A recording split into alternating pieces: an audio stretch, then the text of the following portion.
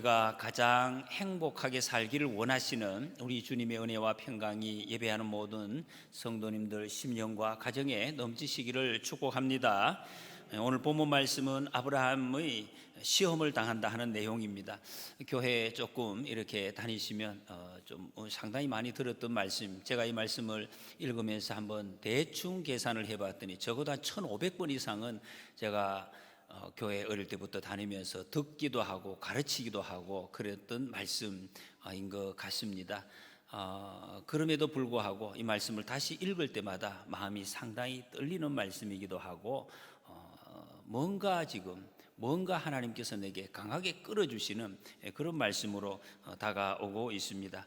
하나님께서 아브라함을 시험하신다. 이 시험은 하나님은 아브라함을 힘들게 해서 유혹을 한다, 그런 뜻이 아니라 시험을 하신다. 시험, 학교에서 시험 치는 것처럼 원래 있던 실력을 확인하고 그리고 그것을 더 공고하게 든든하게 세우기 위한 목적으로 어떤 일을 시도하는 것, 그것을 하나님께서 하셨다, 이런 말씀입니다. 그래서 이것을 통해서 하나님은 아브라함에게 믿음의 사람은 어떤 삶을 사는가 하는 것을 분명하게 알려주시기 위해서 시험을 하십니다. 외아들, 독생자 아들을 하나님께 바치라 하는 것입니다. 헌금을 바치라, 물질을 다른 걸 바치라, 이런 걸 수 있는데 하다가 이제 아들까지 하나님이 바치라.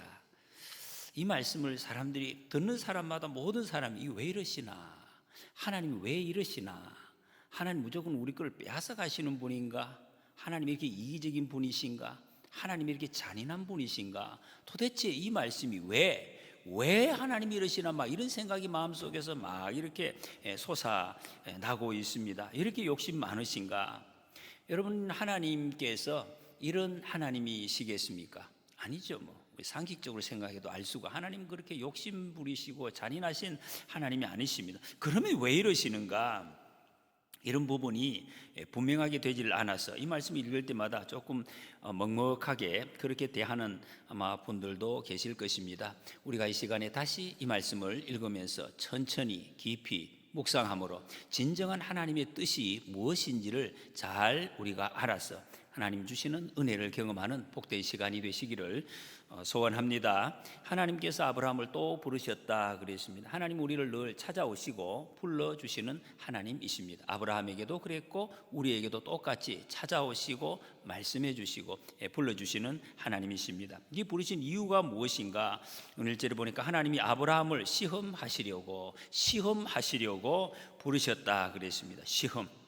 왜 시험을 하는가? 아브라함을 무너뜨리고 힘들게 하고 허물기 위해서가 아니라 세우기 위해서, 실력을 확인하고. 요 뒤에 쭉 말씀을 읽어보면 충분히 우리가 알 수가 있습니다. 여러분, 학교에서 시험 칠 때 정상적으로 공부한 학생들은 시험을 치고 나서는 우리 선생님들이 계시잖아요. 선생님이 시험 딱 치고 나서 마음에 드는 마음이 어떤 마음이십니까?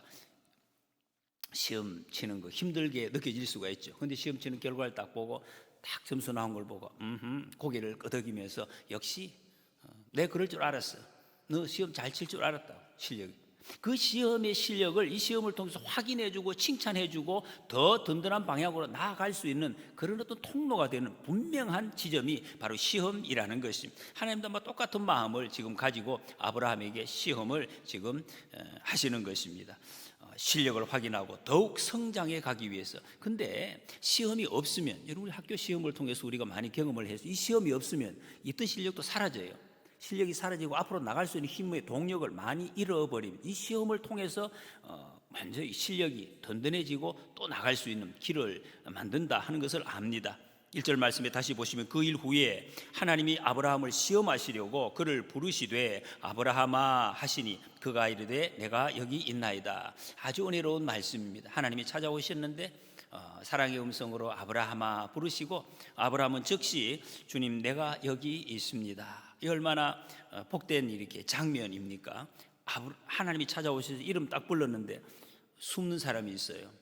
성경에 그런 사람이 있잖아요. 나무 뒤에 내가 부끄러워 숨었습니다. 이 숨는 사람이 있는데 아브라함은 하나님 오셨습니까? 제가 여기 있습니다. 이렇게 나타났어요. 하나님 앞에. 이 서로의 아주 아름다운 교제의 장면이 이렇게 펼쳐지고 있습니다.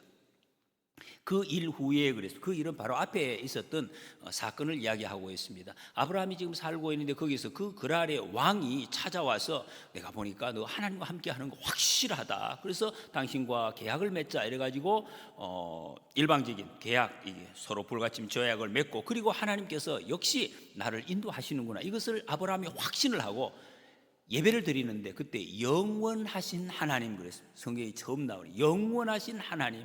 하나님은 영원하신 하나님이십니다 하는 것을 알고 그 하나님께 예배를 드린 직후 그 일 후에, 그 일이 지나고 나서 상당히 몇 년은 모르지만 어떤 그 일 후에 지금 하나님이 이렇게 찾아오셨습니다. 영원하다 하는 말씀, 영원하다. 여러분 영원하다는 뜻을 아시잖아요. 우리가 영원하다 하는 걸 생각하면 우리 시간이 이렇게 영원한 거, 10년, 100년, 1000년, 만년 되는 것을 일반적으로 생각을 하는데 물론 그 개념도 맞지만 이 영원하다 하는 것은 하나님께서 항상 무소부재, 안 계시는 곳이 없고 항상 똑같이 계시고 영원부터 미래뿐만 아니에요. 옛날에도 지금에도 미래에도 똑같이 동일하신 하나님이시다. 이런 의미를 가지고 있어요. 모든 것을 초월하는, 모든 문제와 모든 시간을 초월하시는 하나님. 그래서 이 영원하신 하나님을 성경에서는 예수 그리스도시다라고 말씀하십니다. 요한일서 1장 2절에 보면 예수 그리스도는 어제나 오늘도 영원토록 동일하신 하나님이시다, 주님이시다, 이렇게 말씀하고 있습니다. 예수님이 내 삶의 주인이 되어서 언제나 견고하게 붙들어 주시는 영원한 삶을 누리는 그 삶, 그것을 영원한 하나님을 모시고 사는 삶이다 라고 말씀하고 있습니다. 예수님이 우리 삶의 주인이 되시면 사람이나 상황에 묶이지 않는다. 그래서 영원한 사랑을 할 수 있고 사랑을 받으며 살 수 있다 하는 말씀입니다. 묶이지 않는다, 자유한다는, 여러분 예수님 믿는다는 말을 다른 말로 표현할 때 자유인 이렇게 표현합니다. 자유인, 자유하는 것, 묶이지 않습니다. 왜? 영원하신 하나님을 내가 모시고 있기 때문에 그렇습니다. 그리고 하나님, 여기 나오는 이 하나님은 원문에 보면 엘로힘입니다. 전능하신 하나님, 모든 것을 하시고 모든 것을 아시는 하나님, 그 하나님께서 아브라함을 지금 부르셨습니다.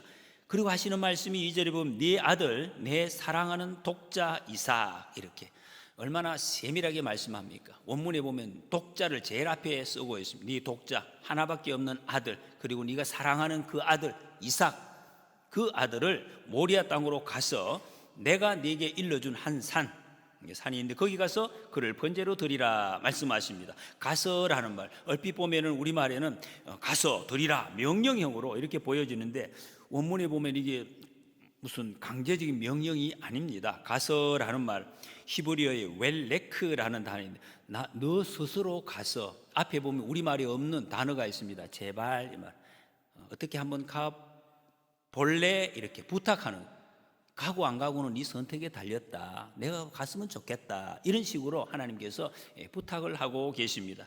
네가 해서 선택해라. 하나님께서 약속을 하셔서 주신 아들이잖아요.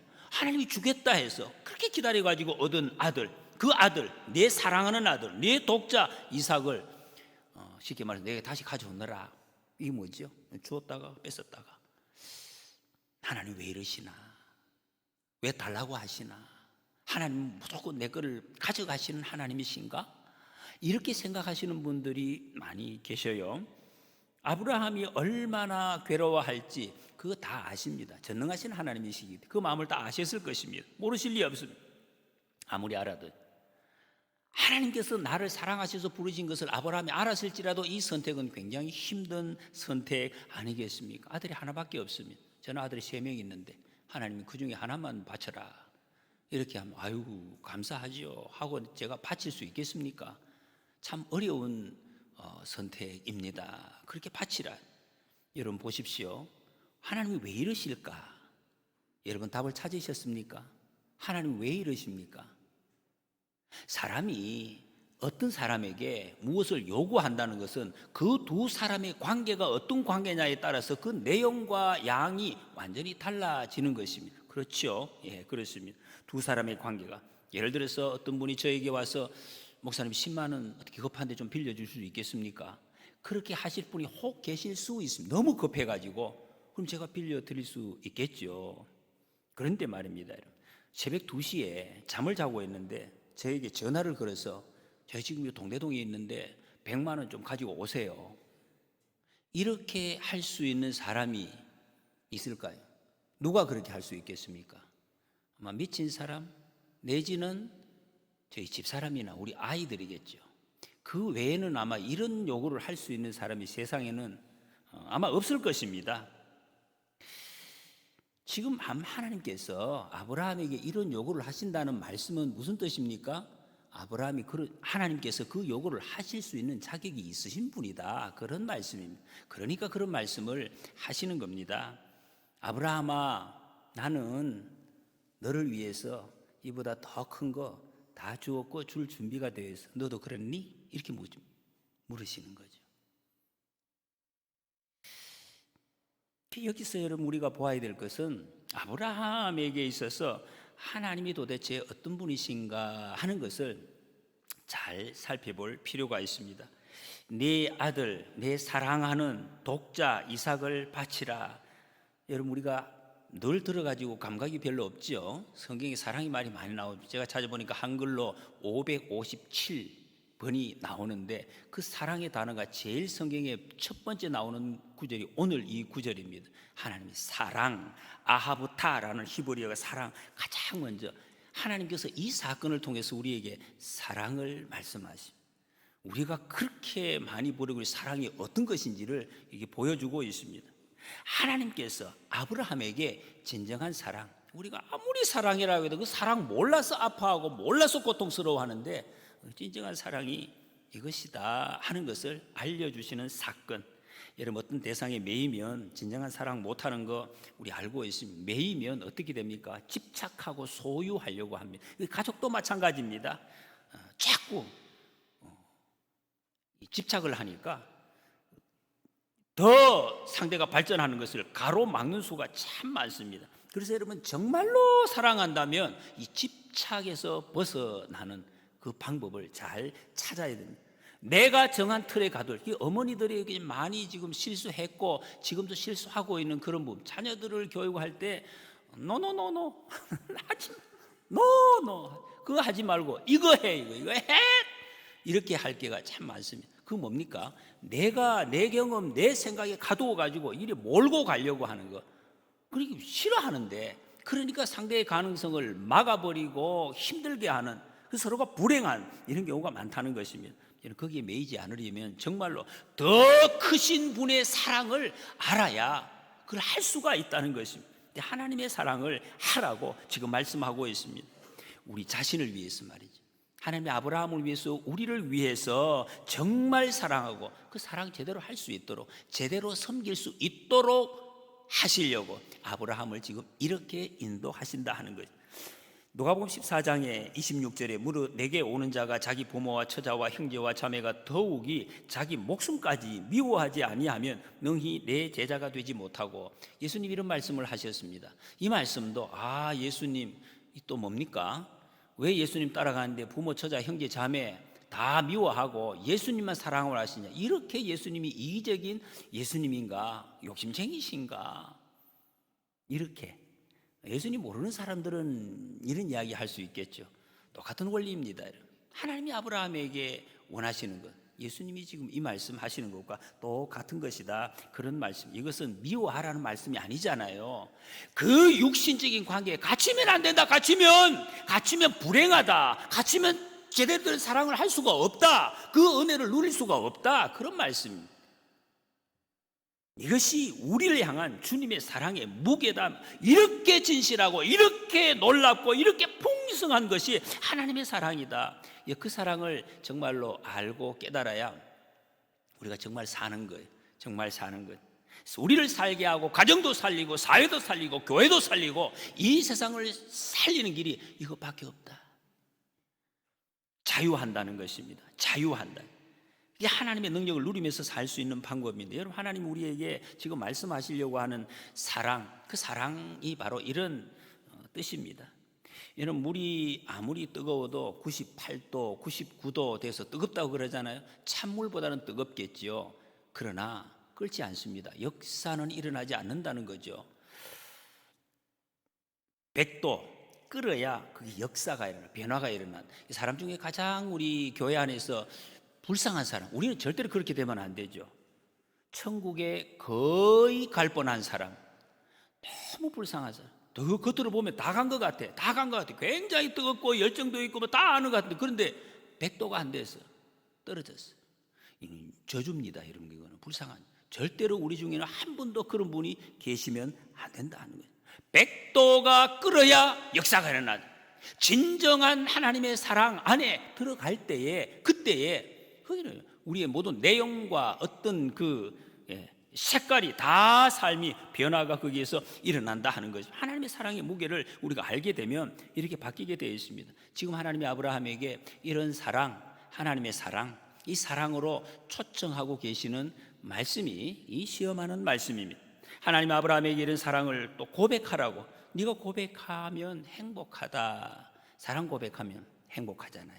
그거 지금 말씀하고 있습니다. 이런 사랑 고백도 자주 할수록 좋잖아요. 사랑 고백이 어느 회사에서 그런 제안을 했다고 합니다. 회사원들이 아내에게 사랑 고백을 하고 가장 멋진 대답을 받는 사람에게 상을 주자 하는 제안을 했는데, 그래서 이 회사원이 이제 그런 문자를 자기 아내에게 보냈다고 합니다. 여보, 오늘 당신을 제일 사랑해. 당신 최고야 하고 이렇게 문자를, 아주 아름다운 문자를 보냈습니다. 그것을 받고 아내가 너무 놀라가지고 이제 문자를 보냈어요. 여보, 당신 암 걸렸어. 이렇게 문자가 왔다고. 무슨 말인지 잘 모르시는 분도 계시죠. 이게 평소에 사랑을 하지 못하고 고백하지 못하고 누리지 못하고 있다는 그런 이제 반증 아니겠습니까? 안타까운 모습이죠. 여러분, 사랑 고백 연습을 많이 해야 돼요. 사랑합니다 하고 연습을 많이 해야 이게 조금 더 진행이 될 수가 있다는. 그래서 여러분, 어색하게 생각하지 마세요. 우리 사랑 연습을 계속해서 열심히 하셔야 됩니다. 예, 사랑합니다 한번 해보세요.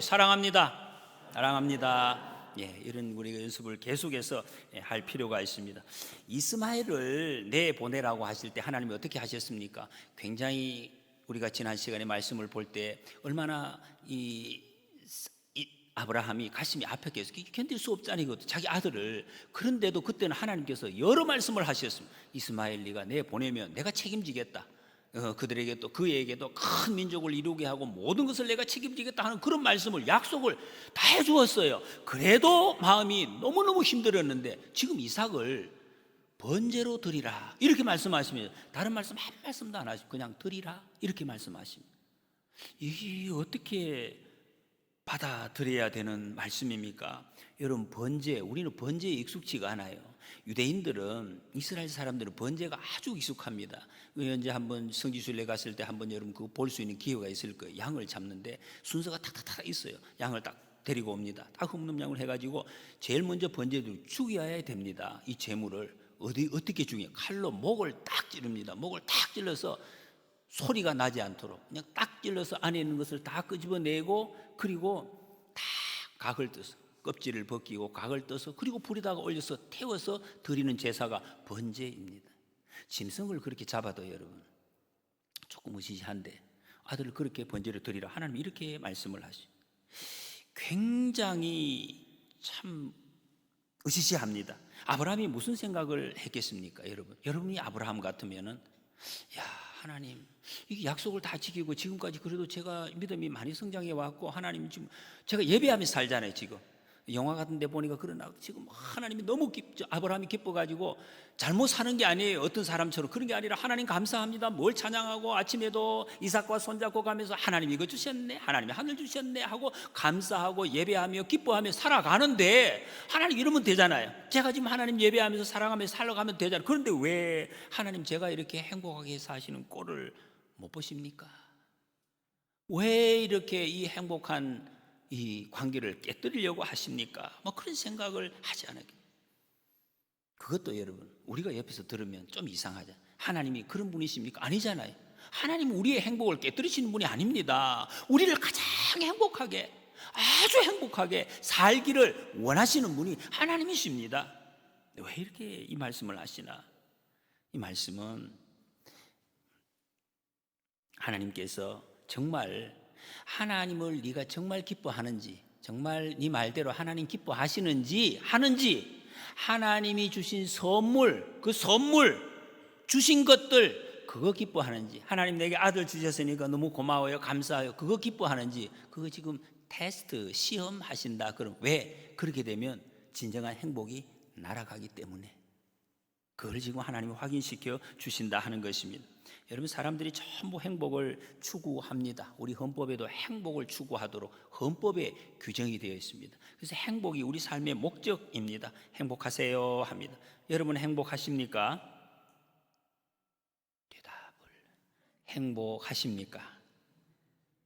조금 덜 하신 분도 계시는 것 같아요. 삶의 여러 가지 어려운 일. 여러분 행복을 찾으셨습니까? 나는 좀 찾은 것 같다라고 생각하시는 분도 계실 것이고, 아직은 아닙니다 라는 분도 계실 수 있습니다. 언제 그 행복을 찾으시겠습니까?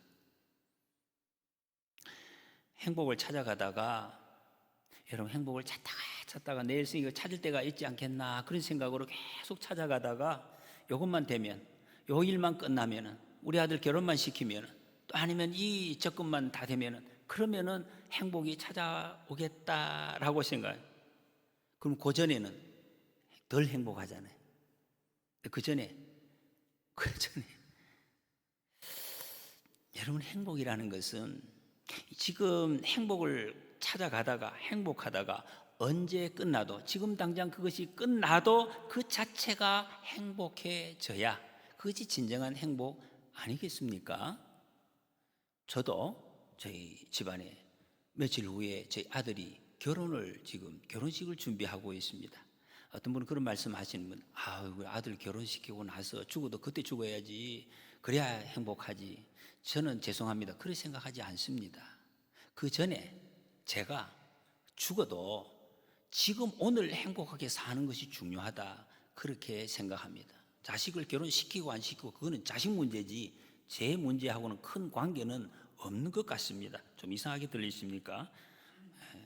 조금만 더 가면 행복인데, 조금만 더 가면 행복인데, 이게 여러분 그러다 언제까지 조금 더 갈 거예요? 조금 언제까지 더 갈? 어떤 부자에게 물었다고 그러잖아요. 수십만, 어떻게 돈 만족하십니까? 아니, 조금만 더 벌어야 돼요. 그 얼마까지? 여러분 그러면 행복하지 않습니다. 죽어도 행복을 찾을 수가 없다 그 말입니다. 지금 이 시간 영원하신 하나님, 그 영원은 바로 오늘 이 시간을 말하고 있습니다. 영원하신 하나님이 내일, 모레, 10년 후에 나와 함께 하시는 것이 아니라 지금 이 시간 나와 함께 하시고, 이 시간이 가장 행복한 것이다. 내 병이 낫지 않아도, 내 문제가 풀리지 않아도 주님이 계시기 때문에, 주님이 함께 하시기 때문에 나는 행복합니다. 그래서 여러분 이 시간이 중요합니다. 오늘 이 시간, 이 예배가 중요하다. 다음 주에 예배 드리지 뭐, 오늘은 안 돼. 그거 없습니다 여러분. 그게 없어요. 오늘 이 시간에 하나님 만나시고 하나님을 기뻐하시고 행복한 삶을 꼭 사시기를 축복합니다. 여러분 우리가 신앙생활을 하는 이유는 바로 이것입니다. 영원하신 하나님 때문입니다. 영원하신 하나님 때문이다. 하나님과 함께하는 것이, 그것이 완전한 것이고 그것이 행복입니다.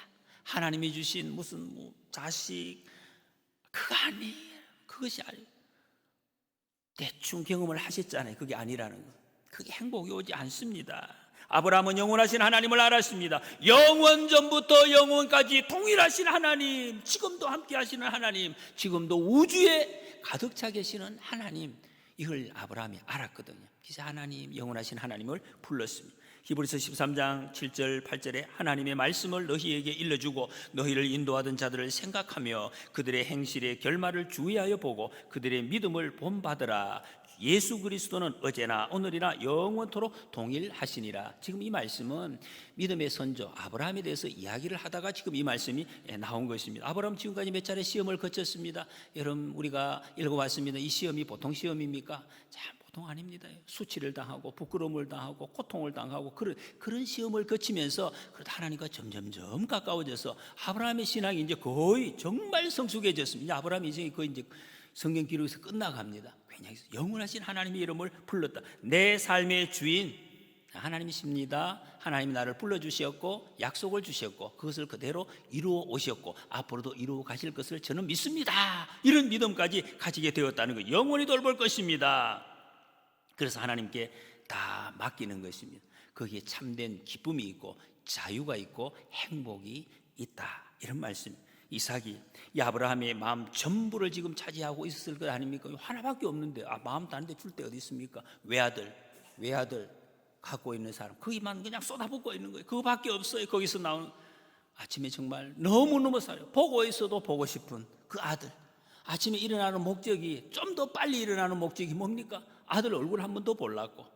그런 마음으로 지금 아브라함이 살았을, 이삭만 보면 그냥 온 하늘도 안아주고 싶고 땅도 안아주고 싶고 그런 마음으로 지금 살아온 것이 아브라함이었을 것입니다. 이것은 상징적으로 하나님께서 우리에게 부어주신 은혜의 큰 그 은혜의 모든 선물, 그것을 상징하고 있습니다. 우리가 지금 받은 것, 여러분, 우리 하나님이 모든 것 주시기 전에, 지금 우리가 가지고 있는 거 있기 전에 빈손이었습니다. 우리가 다 알고 있습니다. 빈손, 아무것도 없었습니다. 지금 내가 가지고 있는 내 재산 없었습니다. 없는데 다 이렇게 하나님이 주셨습니다. 그런데 이 좋은 것을 누리게 하신 것을 하나님이 그만 누리고 바쳐라, 이 말이 어떻게 들리십니까? 너 그 좋은 거 그만 누리고 다 바쳐라, 이렇게 하나님 말씀하시면 이것은 뭡니까? 이런 대답이 많은 분들에게 나올 수가 있습니다. 그런데 말입니다, 여러분, 정말 우리는 우리 모두 아브라함뿐만 아니에요. 하나님께 다 내어놓을 수밖에 없어요. 오늘이든 1년 후든 10년 후든 다 놓고 우리는 가야 될 사람들입니다.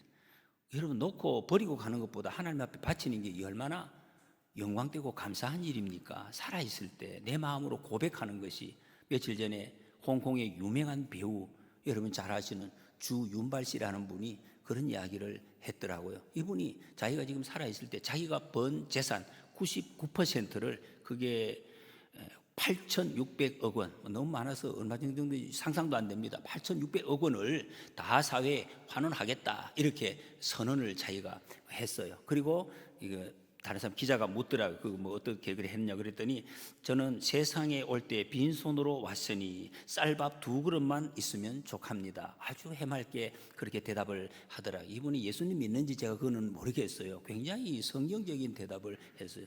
자기는 하루에 2끼 먹는데, 어떨 때는 1끼 먹는데, 그래서 2그릇만 있으면 이보다 더 행복한 것은 없습니다. 그런 고백을 하더라고요. 참 맞는 고백이다.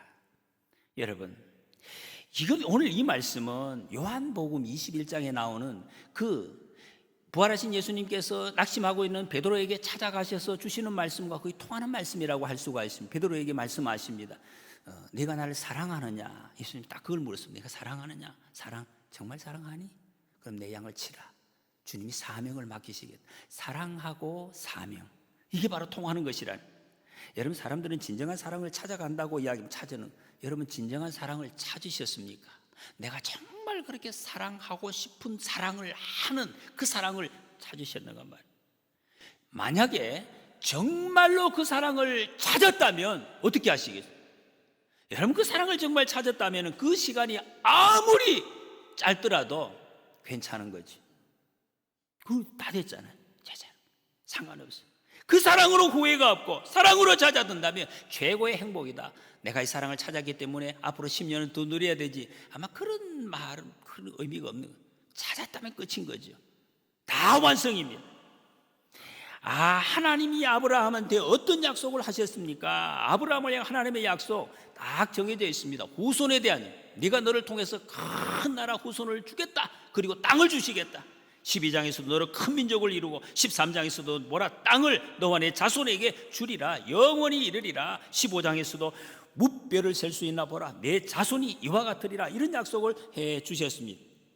아브라함이 얼마나 이 약속을 굳게 믿고 누리고 있는지 그것을 확인하는 그 마지막 정점이 바로 이삭을 제물로 바치라 하는 말씀입니다. 하나님의 약속을 믿는다는 것은, 다른 말로 하면, 제가 이 말씀을 쭉 묵상하면 이런 생각이 들더라고요.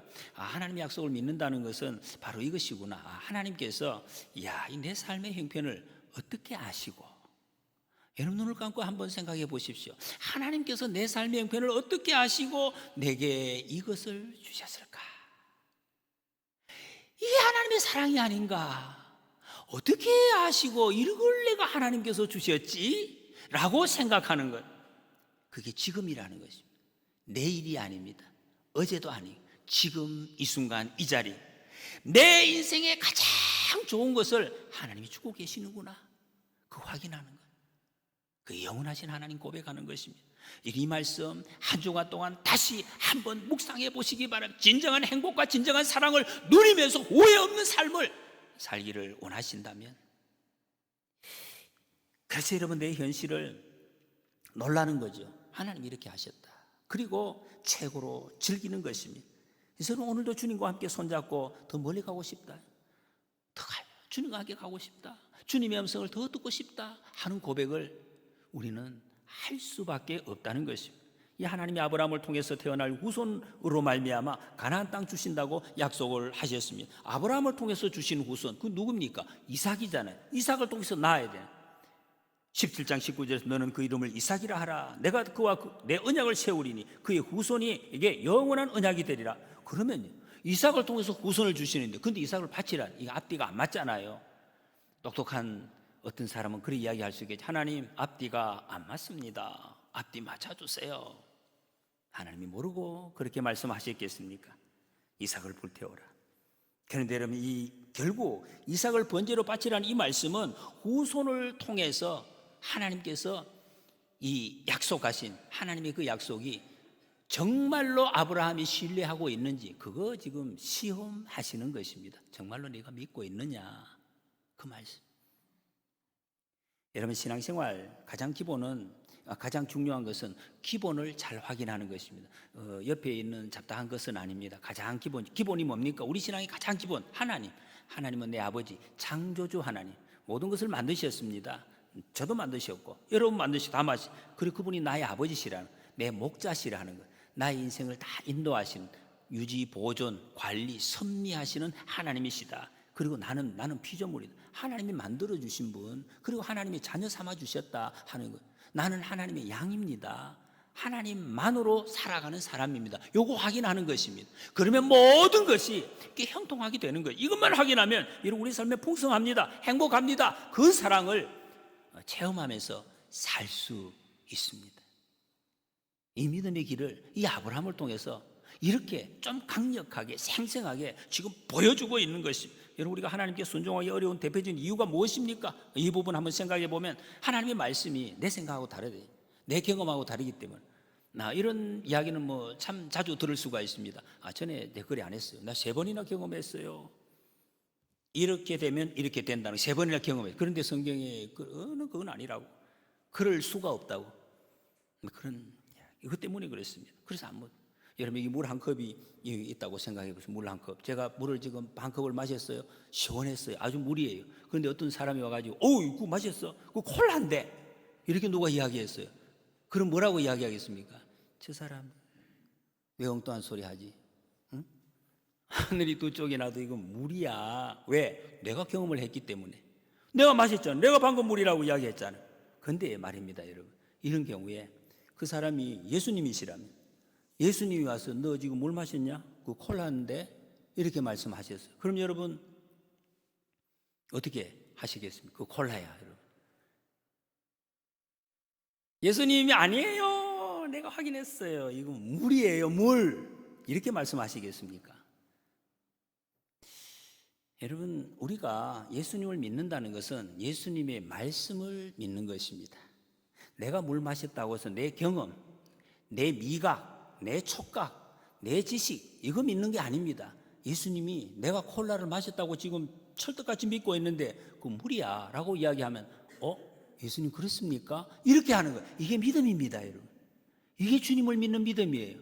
어떻게 내가 틀렸다는 거죠. 주님이 맞는 것입니다. 여러분, 우리가 하나님의 뜻이 이해되지 않는 이유는 내 마음에 정해져 있는 행복의 기준이 있기 때문입니다. 우리의 행복의 기준이 뭡니까? 일 덜하고 돈 많이 버는 그런 그게 정해져 있기 때문에, 왜 나는 일을 많이 했는데 저 기준이냐? 이 불행하는 거죠. 그렇게 나오는 것입니다. 일단 여러분 전쟁의 뭐 옳고 그름이 다 떠나서 제가 최근에 나오는 뉴스를 들으면서 이런 생각이 얼핏 들더라고요. 이 전쟁의 옳고 그름을 이야기하는 것이 아닙니다. 이거 지난번 얼마 전에 러시아에서 전쟁이 났을 때에 거기 이제 러시아 무슨 이제 징집령이 청년들 발령이 되었어요. 그랬더니 러시아의 청년들이 해외로 도망을 간다고 차들이 줄을 그냥 옆 나라로 이어지는 그런 그 뉴스가 나왔어요. 행렬을. 이번에 최근에 또 사실 전쟁 좋은 거 아니에요. 근데 이스라엘에 또 전쟁이 났어요. 한번 전쟁이 났는데 이스라엘에서 일부 예비군을 이렇게 소집을 다도 아니에요. 몇 명을 소집을 했는데 소집령을 받지 않은 사람, 뉴스를 통해서 전쟁 났다는 소식을 듣고 이스라엘 국민들이 자기가 하던 학생들, 뭐 교수, 의사, 사업 할 것 없이 다 어떤 사람은 자기 아들까지 같이 데리고 손을 잡고 이스라엘로 가는 제일 첫 번째 비행기를 그것도 다음 날 제일 첫 번째 비행기를 타고 기쁜 마음으로 자기 나라로 전쟁을 위해 죽는 거잖아요. 목숨을 걸고 죽기 위해서 달려가는 이런 모습도 좀 상반되는 모습을 우리가 봤습니다. 옳고 그름을 떠나서 이런 모습을 보면 왜 이런 똑같은 전쟁을 두고 전혀 다른 이런 반응이 나올까? 나라를 보는 기준이 다르기 때문에 그렇다. 나라를 어떻게 보느냐에 따라서 이런 엄청난 그렇게 저런 사람들은 사실상 세상에서는 이길 사람은 없겠죠. 이게 전쟁을 여튼 떠나서 여러분 우리의 기준이 무엇인가 하는 문제입니다. 우리의 기준은 예수님이십니다. 예수님. 나보다 나를 더 잘 아시고 나를 더 사랑하시는 예수님 말씀에 순종하면 거기에 무한한 자유가 있다는 것, 온전한 행복이 있다는, 한량없는 사랑이 있다는 것을 말씀하고 있습니다. 이 은혜를 누리시는 우리 모두가 되시기를 축복합니다.